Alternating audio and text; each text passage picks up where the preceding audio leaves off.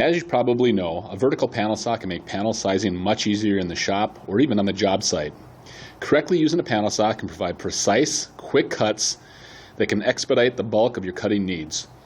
However, just like any tool, there's a right way and a wrong way to operate a panel saw. Today we would like to demonstrate how to properly operate your safety speed panel saw. First of all, make sure you're familiar with your panel saw. You can learn about your saw's applications and limitations by referring to the owner's manual. Do not allow unqualified people to operate the saw.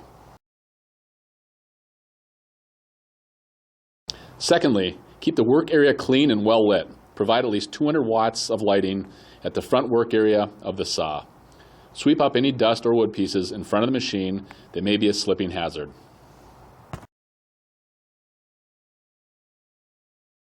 Thirdly, everyone who operates the saw should wear safety goggles or glasses with side shields. Hearing protection is also recommended, especially during extended use. For demonstration purposes today, we will not be using hearing protection. We will now demonstrate how to properly perform a vertical crosscut and a horizontal rip cut. A crosscut is a vertical cut that must always be done from the top to the bottom of the workpiece. The steps are as follows. Position the saw motor in the crosscut position with the blade positioned vertically. Loosen the carriage lock and move the carriage to the top of the guides. Slide the workpiece to the desired location using the ruler or optional gauging system. Start the motor and allow it to reach a full speed before beginning the cut. Pull the panel saw blade in one firm, gradual motion through the wood. Cut at an approximate 12 inches per second, so on a typical 4-foot crosscut, it should take around 4 to 5 seconds to complete the cut. This is very important because cutting slowly allows the blade to do the work, whereas pulling the blade too quickly can chip the wood or damage the blade. Support and remove the cutoff piece once the cut is complete. Turn off the motor and move the pieces away from the motor. Return the carriage to the top of the guides and lock the carriage in place.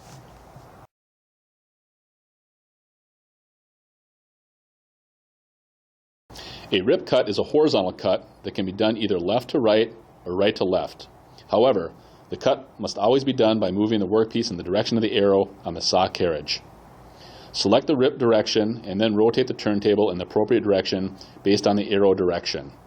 Select the height of the saw blade above the rollers and raise or lower the carriage until the height index tab is aligned with the corresponding dimension on the ruler.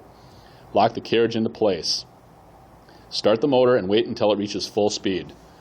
Slowly and smoothly push the workpiece through the saw.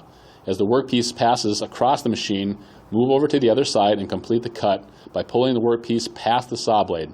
Support the upper piece to keep it from pinching the blade. Once the cut is complete, turn off the motor and wait for the blade to stop. Remove the workpieces from the machine. Rotate the turntable back to the vertical position and return the carriage to the top of the guides. Lock into place.